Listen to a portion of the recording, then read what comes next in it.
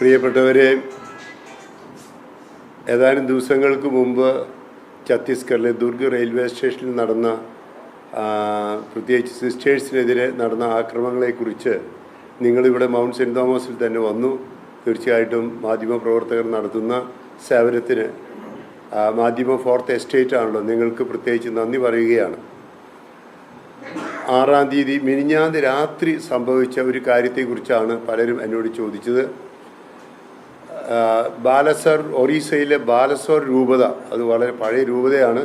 അവിടുത്തെ ഇപ്പോഴത്തെ മെത്രാൻ ഒരു മലയാളി തന്നെയാണ്, വർഗീസ് തോട്ടങ്കര. അദ്ദേഹം വറ്റിക്കാൻ ഡിപ്ലോമാറ്റിക്കിലായിരുന്നു, അവിടുന്ന് പിന്നെ ഇപ്പോൾ ബാലസോർ മെത്രാനാണ്. അദ്ദേഹവുമായിട്ട് ഞാൻ ഇന്ന് രാവിലെ സംസാരിച്ചു. അവിടെ ജോലി ചെയ്യുന്ന 2 മലയാളി അച്ഛന്മാർ, ഒരു ഫാദർ ലിജോ പാലക്കാരനാണ്, ഫാദർ ജോജോ അദ്ദേഹം തൃശ്ശൂർക്കാരനാണ്. അദ്ദേഹമായിട്ട് ഇന്നലെ രാത്രി ഞാൻ സംസാരിച്ചായിരുന്നു, തൃശ്ശൂർക്കാരനായതുകൊണ്ട് പ്രത്യേകിച്ച്, ജോർജ് വൈദ്യക്കാരൻ. അപ്പോൾ എന്താണ് ഉണ്ടായതെന്ന് അദ്ദേഹത്തോട് ചോദിച്ചു.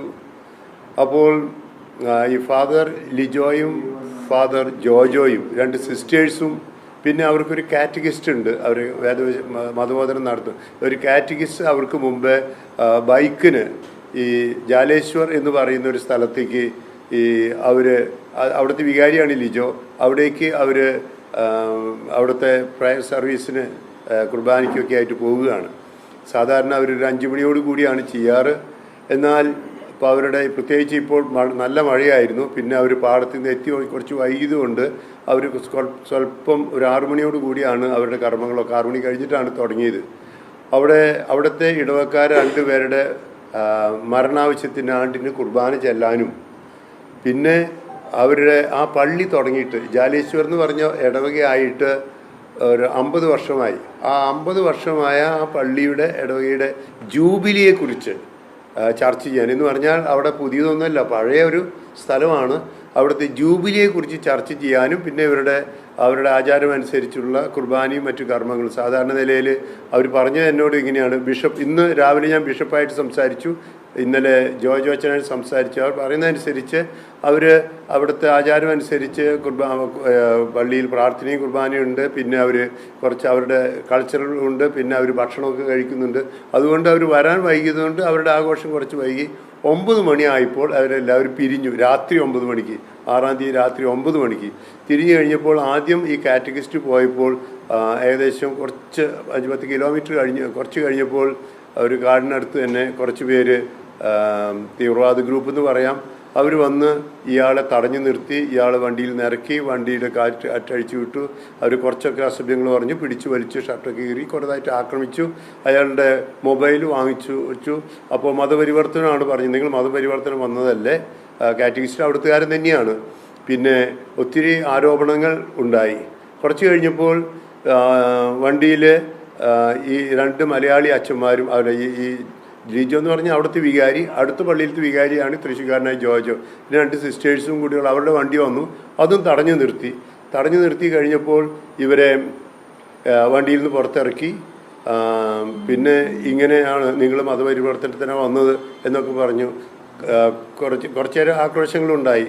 ഈ ഫിസിക്കലായിട്ട് ചോദിച്ചപ്പോൾ അറ്റാക്ക് ചെയ്തു എന്ന് വെച്ചാൽ ഫിസിക്കലല്ല, വെർബൽ അറ്റാക്ക്. ഇവർ വളരെ ശക്തമായ രീതിയിൽ വെർബൽ അറ്റാക്ക് ഈ അച്ഛന്മാരോടുണ്ടായി. സിസ്റ്റേഴ്സിന് അവരൊന്നും ചെയ്തില്ല എന്ന് പറഞ്ഞാൽ അവർ സൈഡിൽ നിന്നേ ഉള്ളൂ. അങ്ങനെ വന്ന് കുറേ നേരം കഴിഞ്ഞപ്പോൾ ആൾക്കാരൊക്കെ കൂടി. അപ്പോൾ അവർക്ക് എന്താ ചെയ്യാമെന്നറിയില്ല. ഈ അച്ഛൻ്റെ മൊബൈൽ വാങ്ങി, പിന്നെ മതപരിവർത്തനം എന്നൊക്കെ പറഞ്ഞ്. ഇപ്പോൾ നിങ്ങൾക്ക് തന്നെ അറിയാമല്ലോ, അവിടുത്തെ ജൂബിലിയെക്കുറിച്ച് കൂടി ചർച്ച ചെയ്യാൻ, 50 വർഷത്തിൻ്റെ ജൂബിലിയെക്കുറിച്ച് കൂടി ചർച്ച ചെയ്യാൻ അത്രയും പഴക്കമുള്ളൊരു സ്ഥലമാണ്.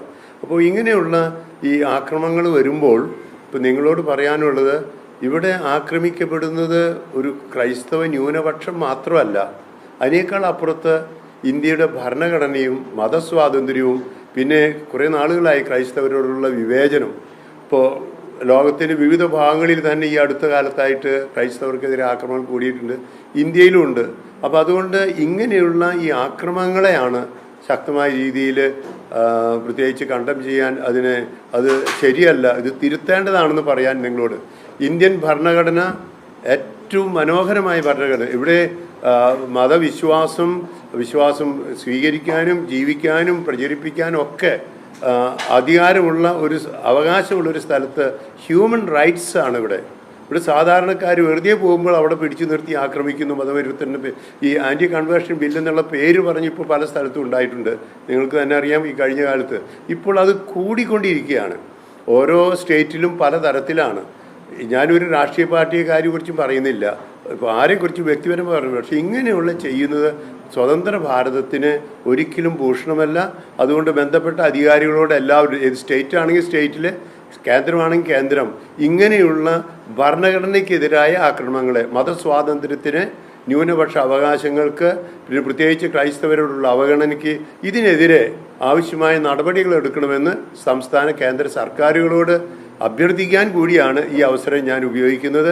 ഞാൻ ഭാരത കത്തോലിക്ക മെത്രാൻ സമിതിയുടെ അധ്യക്ഷൻ എന്ന നിലയിൽ നേരത്തെ പല പ്രാവശ്യം പറഞ്ഞിട്ടുണ്ട്. ഇത് ഞാൻ കഴിഞ്ഞ പ്രാവശ്യം പറഞ്ഞതുപോലെ മോഡിജിയെ പല പ്രാവശ്യം കണ്ടു, അദ്ദേഹത്തോട് പറഞ്ഞു, അദ്ദേഹത്തെ എഴുതി കൊടുത്തു. ഭാരതത്തിൻ്റെ രാഷ്ട്ര നിർമ്മിതിക്ക് ആനുപാതികമായി ഏറ്റവും കൂടുതൽ സംഭാവന നൽകിയിട്ടുള്ള സമുദായമാണ് ക്രൈസ്തവ സമുദായം. അതുകൊണ്ട് ഇങ്ങനെയുള്ള ഈ ആക്രമണങ്ങളെ ചെറുക്കാൻ, അത് ഉണ്ടാകാതിരിക്കാൻ സ്വാതന്ത്ര്യത്തോടെ തന്നെ എല്ലാ മനുഷ്യർക്കും ഇന്ത്യയിൽ ജീവിക്കാനുള്ള സംവിധാനവും സാഹചര്യങ്ങളും ഉണ്ടാക്കണമെന്നാണ്. അപ്പോൾ മിനിഞ്ഞാന്ന് രാത്രി നടന്നെങ്കിൽ ഇന്നലെയാണ് അറിഞ്ഞത്. ഇന്നലെ രാത്രിയാണ് അവർ വിശദമായി ചോദിച്ചത്. അപ്പോൾ ഇങ്ങനെയുള്ള ആക്രമണങ്ങളെ അപലപിക്കുന്നതോടൊപ്പം ആവശ്യമായ സുരക്ഷിതത്വം, സംരക്ഷണം എല്ലാ മനുഷ്യർക്കും, ജാതിമത ഭേദമന്യേ എല്ലാവർക്കും ലഭ്യമാകാൻ ഇങ്ങനെ ഫ്രിഞ്ച് ഗ്രൂപ്പ്സ്, തീവ്രവാദ ഗ്രൂപ്പുകളൊക്കെ വളരുന്നുണ്ട്. അത് എല്ലായിടത്തും ഉണ്ട്, പല തരത്തിലുണ്ട്, പല മതങ്ങളിലുമുണ്ട്. അതൊക്കെ നിർത്തലാക്കി എല്ലാ മനുഷ്യർക്കും സ്വാതന്ത്ര്യം ഉറപ്പാക്കാൻ, മതസ്വാതന്ത്ര്യം ഉറപ്പാക്കാൻ ബന്ധപ്പെട്ട സർക്കാരുകളോട് പ്രത്യേകം ഞാൻ അഭ്യർത്ഥിക്കുകയാണ്. ഇത്രയാണ് എനിക്ക് പറയാനുള്ളത്. പിതാവിൽ കഴിഞ്ഞ ദിവസം ഛത്തീസ്ഗഡിലുണ്ടായ ആക്രമണത്തിൽ ഇത്തരത്തിൽ കൃത്യമായ നടപടി എടുക്കാത്തത് കൊണ്ടാണല്ലോ പിന്നെയും ഇത് ഇപ്പോൾ ഒഡീഷയിൽ ആവർത്തിച്ചിരിക്കുന്നത്. എന്താണ് CBCയുടെ? അതുകൊണ്ടാണ് ബന്ധപ്പെട്ട സർക്കാരുകൾ, എല്ലാ സർക്കാരുകളോടും, ഞാനിപ്പോൾ സംസ്ഥാനവും ഇതിലുണ്ട്, അവരോട് പറയുന്നത് ഇന്ത്യൻ ഭരണഘടന കാത്തു സൂക്ഷിക്കാൻ സർക്കാരുകൾ നടപടിയെടുക്കണം. അത് കേന്ദ്രമാണെങ്കിൽ സംസ്ഥാനം, എല്ലാ രാഷ്ട്രീയ പാർട്ടിക്കാരും അതിനുറപ്പാക്കണം. അതുകൊണ്ട് ഞാനൊരു രാഷ്ട്രീയ പാർട്ടി പറയുന്നില്ല, എല്ലാവരും അവരവരുടേതായ രീതിയിലുള്ള വ്യാഖ്യാനമല്ല, സത്യം അറിഞ്ഞ് ഇത് ഇന്ത്യയാണ്, ഇന്ത്യയുടെ സ്വാതന്ത്ര്യമാണ്, ആ സ്വാതന്ത്ര്യം സംരക്ഷിക്കപ്പെടണം. അതുകൊണ്ട് ഇങ്ങനെ ശരിയാണ്, ഇന്ത്യയിൽ ക്രൈസ്തവർക്കെതിരായിട്ടുള്ള ഒരു ആക്രമണങ്ങൾ എന്ന് തന്നെ പറയാം. അത് ഇന്ത്യയിലും ലോകത്തിലെ വിവിധ ഭാഗങ്ങളും ഉണ്ട്. ഇപ്പോൾ ഞാൻ മറ്റു സ്ഥലങ്ങളിൽ പോയിരുന്നു, അവിടെയും ചില രാജ്യങ്ങളിൽ ഇതുണ്ട്. അതുകൊണ്ട് കൂടിക്കൊണ്ടിരിക്കുന്ന ഒരു സാഹചര്യത്തിൽ സമാധാനവും സന്തോഷവും എല്ലാവർക്കും സഹവർത്തിത്വത്തിനും വേണ്ടി എല്ലാവരും ഒറ്റക്കെട്ടായി നിൽക്കണം. ഇതിൽ ഏറ്റവും ഉറപ്പുവരുത്തേണ്ടത് സർക്കാരുകളുടെ ഭാഗത്തു നിന്നാണ്. ആര് ഭരിച്ചാലും, ഏത് രാഷ്ട്രീയ പാർട്ടി ഭരിച്ചാലും. ഇപ്പോൾ ഒരു ഭാഗത്ത് ഛത്തീസ്ഗഡിൽ അറസ്റ്റ് നടക്കുന്നു, ഒഡീഷയിലേക്ക് വരുമ്പോൾ ഇത്തരത്തിലുള്ള ആക്രമണം നടക്കുന്നു. ഇത് ശരിക്കും ക്രൈസ്തവ വിഭാഗത്തെ പ്രത്യേകിച്ച് ആശങ്കപ്പെടുത്തുന്ന ഒരു സാഹചര്യം ഉണ്ടായിട്ടില്ലേ? എനിക്ക് പറയാനുള്ളത്, ഇന്ത്യയിൽ എല്ലാവർക്കും ഭയമില്ലാതെ ജീവിക്കാൻ സാധിക്കണം. ഞാനിപ്പോൾ അവിടെ ജബൽപൂരുണ്ടായി ഈ അടുത്തൊരാക്രമണം, അവിടുത്തെ വിളിച്ചിരുന്നു. ഇപ്പോൾ ഛത്തീസ്ഗഡിലുണ്ടായി. ഇപ്പോൾ എനിക്ക് മനസ്സിലാകുന്നത് എല്ലാവരും പേടിച്ചിരിക്കുന്നൊരവസ്ഥയാണ്. ആരോടും മിണ്ടരുത് എന്ന് പറഞ്ഞു. അവരൊക്കെ പറയുന്നത് ദയവീത് മിണ്ടരുത്, ഇത് പറഞ്ഞാൽ കൂടുതൽ ആക്രമണങ്ങളുണ്ടാകും. അതുകൊണ്ട് ഭയത്തിൻ്റെ ഒരു സാഹചര്യം ഒഴിവാക്കേണ്ടത് ഭരിക്കുന്ന അധികാരികളുടെ ഉത്തരവാദിത്വമാണ്. അതുകൊണ്ട് ഭയമുണ്ട്. ചോദിച്ചു കഴിഞ്ഞാൽ ചോദ്യം ഇല്ലെന്ന് ചോദിച്ചാൽ ഭയമുണ്ട്. പലരും ഇപ്പോൾ CBCയിൽ നിന്ന് ഡൽഹിയിൽ നിന്നാണ് ഞങ്ങളുടെ ഓഫീസ്, CBCA ഓഫീസിലേക്ക് ഇപ്പോൾ ഇന്ന് രാവിലെ അവിടുത്തെ PRO ഒരു റോബിൻസൺ എന്ന് പറഞ്ഞ അച്ഛനാണ് ഇപ്പോൾ എൻ്റെ PRO. അദ്ദേഹം ഇവിടെ എല്ലാവരുമായിട്ട് ബന്ധപ്പെടുന്നുണ്ട്, CBCA ഓഫീസിലും ബന്ധപ്പെടുന്നുണ്ട്. അപ്പം നമുക്ക് എല്ലാവരും സ്നേഹത്തോടെ പ്രൈം മിനിസ്റ്റേഴ്സ് ഓഫീസിൽ അവരെല്ലാവരും സഹായിച്ചിട്ടുമുണ്ട്, സഹായിക്കുമെന്ന് പറയുന്നുണ്ടെങ്കിലും ഈ ഭയമില്ലാതെ ജീവിക്കാൻ ഓരോ വിഭാഗത്തിന്, ന്യൂനപക്ഷങ്ങൾക്കും ജീവിക്കാനുള്ള സാഹചര്യം ഉണ്ടാക്കണം. അത് സർക്കാരിൻ്റെ ഉത്തരവാദിത്വമാണ്, ബന്ധപ്പെട്ട എല്ലാവരും.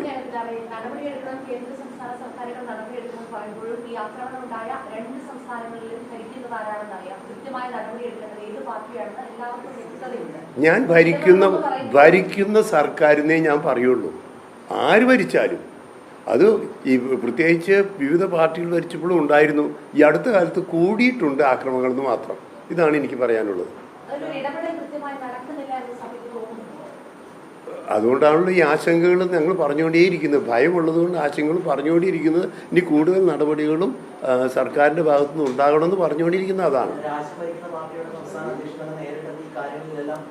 എല്ലാ ബന്ധപ്പെട്ട പ്രൈം മിനിസ്റ്റേഴ്സ് ഓഫീസുമായിട്ടും പിന്നെ നമ്മുടെ പിന്നെ ഇതിൻ്റെ ഭരിക്കുന്ന പാർട്ടികളോടും മാത്രമല്ല, ഞാനിപ്പോൾ വിളിച്ചു പറയുന്നത് ഭരിക്കുന്ന പാർട്ടിയുടെ ഉത്തരവാദിത്തപ്പെട്ടവരോട് മാത്രമല്ല, ഓപ്പോസിഷൻ ലീഡേഴ്സിനോട് ഞാൻ പറയുന്നുണ്ട്, നിങ്ങളും ദയവ് ചെയ്ത് ഇതിങ്ങനെയുള്ളതിന് സാഹചര്യം ഉണ്ടാക്കണമെന്ന് ഓപ്പോസിഷൻ ലീഡേഴ്സിനെയും ഞാൻ വിളിച്ചു പറഞ്ഞിട്ടുണ്ട്. ഈ നടപടികളിൽ കുറച്ചുകൂടി കൃത്യത വേണ്ടത്. ഇപ്പോൾ ഛത്തീസ്ഗഡിൽ എടുത്തതായാലും ജാമ്യം കിട്ടിയതല്ലേ ഉള്ളൂ, അവിടെ കേസ് അവിടെ കിടക്കുകയല്ലേ. അപ്പം ഞങ്ങളുടെ അപേക്ഷ, ആ കേസ് തെറ്റായ ആരോപണമാണ്. അതേക്കുറിച്ച് ഞാൻ അന്വേഷിച്ചപ്പോൾ ഈ ആരോപണത്തിൽ യാതൊരു കഴമ്പുമില്ല. അതുകൊണ്ട് തെറ്റായ ആരോപണമായതിനാൽ കേസ് എന്താ പറയുക, അതിന് എത്രയും വേഗം FIR നോക്കി തന്നെ എന്തായാലും എത്രയും വേഗം കേസ് ഇല്ലാതാക്കണം, ക്വാഷ് ചെയ്യണം. ഇതാണ് എനിക്ക് പറയാനുള്ളത്. കാരണം തെറ്റായൊരു കേസ് ഉണ്ടാക്കി കഴിഞ്ഞാൽ, നേരത്തെ നിങ്ങൾക്കറിയാൻ ചില സ്ഥലങ്ങളിൽ ഇപ്പം തൃശ്ശൂരിൽ നിന്ന് തന്നെ ഒരു അച്ഛൻ, ബാബു സെബാസ്റ്റ്യൻ എന്ന് പറഞ്ഞൊരു അച്ഛൻ ഏകദേശം 89 ദിവസവും മറ്റോ ജയിലിൽ കിടന്നു, അവസാനം ഒരു കുറ്റമില്ല എന്ന് പറഞ്ഞു. അപ്പോൾ ഇത് കൂടിക്കൊണ്ടിരിക്കുകയാണ്. അപ്പോൾ എന്തുകൊണ്ട് ഇങ്ങനെ പറയുന്നു എന്ന് ചോദിച്ചാൽ, നിരപരാധികൾ പലപ്പോഴും ജയിലിൽ കിടക്കേണ്ടി വരുന്നത് ഇല്ലാതാക്കാൻ കഴിഞ്ഞ കാലങ്ങളിലൊക്കെ ഉണ്ടായിട്ടുണ്ട്. അത് ഇല്ലാതാക്കാൻ ബന്ധപ്പെട്ട അധികാരികൾ ശ്രമിക്കണം. അടിസ്ഥാനപരമായ പ്രശ്നം മതപരിവർത്തന നിരോധന നിയമം എന്ന് പറയുന്നതാണ്. എല്ലാ കേസുകളിലും അതാണ് പ്രധാനപ്പെട്ട പ്രശ്നമായിരിക്കും. അപ്പൊ അത് പിൻവലിക്കാനുള്ള ആവശ്യമായിരിക്കുമല്ലോ. അതായത് ഇന്ത്യൻ ഭരണഘടനയ്ക്ക് അനുയോജ്യമല്ലാതെ മതപരിവർത്തന നിയമം, അതായത് മതപരിവർത്തന നിയമം എന്ന് പറയുന്നത് ഫോഴ്സ്ഡ് കൺവേർഷൻ എന്ന് പറഞ്ഞിട്ടാണ്. ഫോഴ്സ്ഡ് കൺവേർഷന് എല്ലാവരും എതിരാണ്. ക്രിസ്ത്യൻസും ഫോഴ്സ്ഡ് കൺവേർഷൻ പാടില്ല എന്ന് തന്നെയാണ് പറയണത്. അതുകൊണ്ട് പക്ഷേ ഫോഴ്സ്ഡ് കൺവേർഷൻ എന്ന പേരും പറഞ്ഞ് ഇപ്പോൾ ആരുടെങ്കിലും വീട്ടിൽ പോയി സംസാരിച്ചാൽ, ഇപ്പോൾ രോഗിയായൊരു മനുഷ്യനെ ഇപ്പോൾ സിസ്റ്റേഴ്സ് ചെയ്യുന്നത് എന്താണ്? ഇപ്പോൾ നിങ്ങൾക്കറിയാം, ഈ 2.6% ഉണ്ടായിരുന്ന ക്രിസ്ത്യാനികൾ ഇന്ത്യയിൽ, അത് കുറഞ്ഞുകൊണ്ടിരിക്കുക. അപ്പോൾ ഇത്രമാത്രം 2000 കൊല്ലം, ഇപ്പോൾ പ്രൈം മിനിസ്റ്ററോട് ഞാൻ പല പ്രാവശ്യം പറഞ്ഞു, ഇപ്പോഴും അവിടെയുള്ളവർ പറയുന്ന ഒരു വിദേശ മതമാണ്, ഇന്ത്യയിലേക്ക് വന്ന പുതിയ മതമാണ്.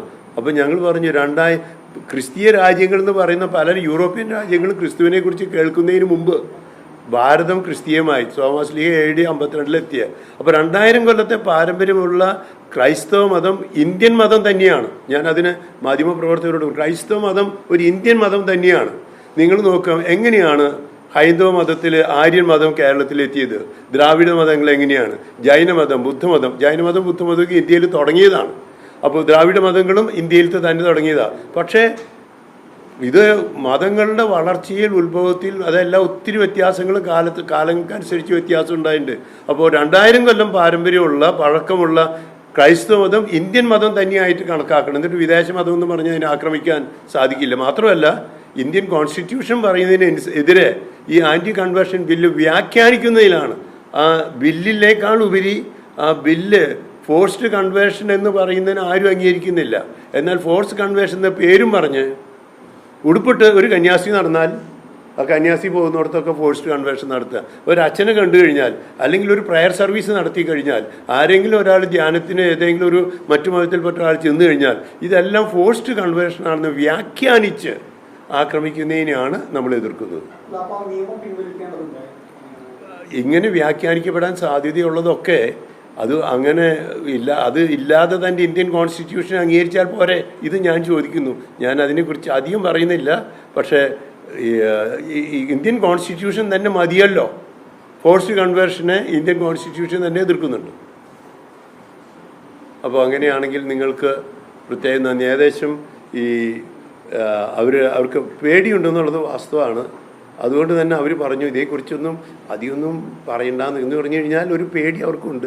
ഈ പറഞ്ഞ ജബൽപൂരാകട്ടെ, ഛത്തീസ്ഗഡിലാകട്ടെ, ഇപ്പോൾ ജാലേശ്വർ എന്ന് പറയുന്ന ഒറീസയിലാവട്ടെ, ഇന്ത്യയുടെ വിവിധ ഭാഗങ്ങളിലാവട്ടെ, എല്ലായിടത്തും ഈ ന്യൂനപക്ഷങ്ങൾക്കൊരു പേടിയുണ്ട്. ആ പേടി ഇല്ലാതാക്കാം. പിന്നെ ഇതിൻ്റെ ആക്രമണങ്ങൾ ഓരോ സ്ഥലത്തും ഓരോ ഈ ഫ്രിഞ്ച് ഗ്രൂപ്പ്സ് അല്ലെങ്കിൽ തീവ്രവാദ ഗ്രൂപ്പുകളുണ്ടല്ലോ, അത് ഓരോ സ്ഥലത്തും അത് എല്ലാ മതത്തിൽപ്പെട്ടവരിൽ ഉണ്ട് എന്നൊക്കെയാണ് പറയുന്നത്. അപ്പോൾ അങ്ങനെയാവട്ടെ. അപ്പോൾ താങ്ക് യു, നിങ്ങൾക്ക് എല്ലാവർക്കും നന്ദി. അതോ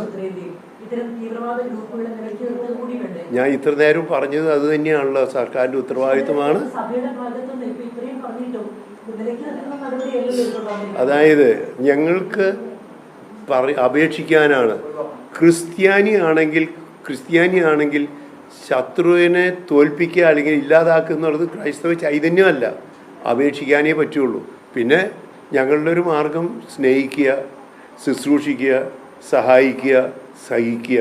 ഈ ഒരു മെത്തഡോളജിയാണ്. അതുകൊണ്ടാണ് തിരിച്ചടിക്കുന്നില്ലല്ലോ. ആരെങ്കിലും തിരിച്ചടിക്കുന്നുണ്ടെങ്കിൽ അത് ക്രിസ്തീയമല്ല എന്ന് പറയും.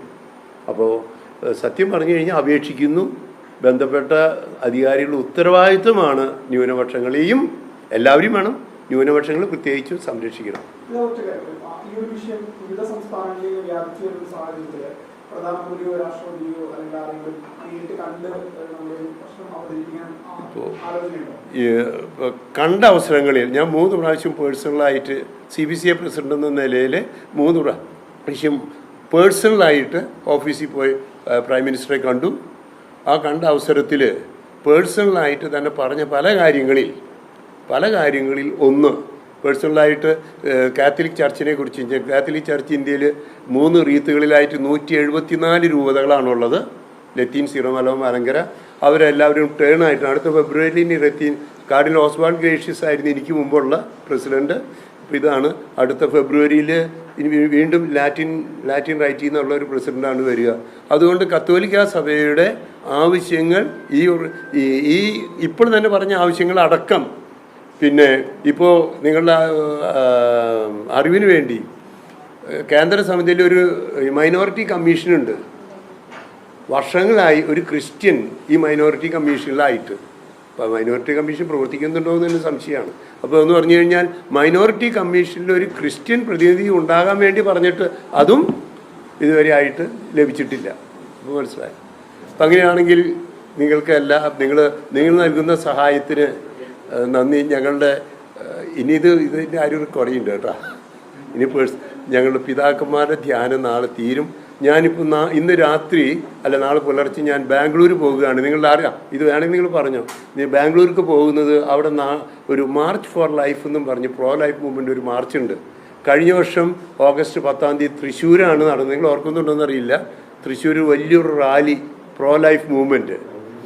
അപ്പോൾ അതിൻ്റെ 4ാമത്തെ മാർച്ച് ഫോർ ലൈഫ് ബാംഗ്ലൂർ വെച്ച് ബാംഗ്ലൂർ ആർച്ച് ബിഷപ്പ് പീറ്റർ മച്ചാഡോയുടെ നേതൃത്വത്തിലാണ് ഓൾ ഇന്ത്യ തലത്തിൽ ബാംഗ്ലൂർ നടക്കുകയാണ്.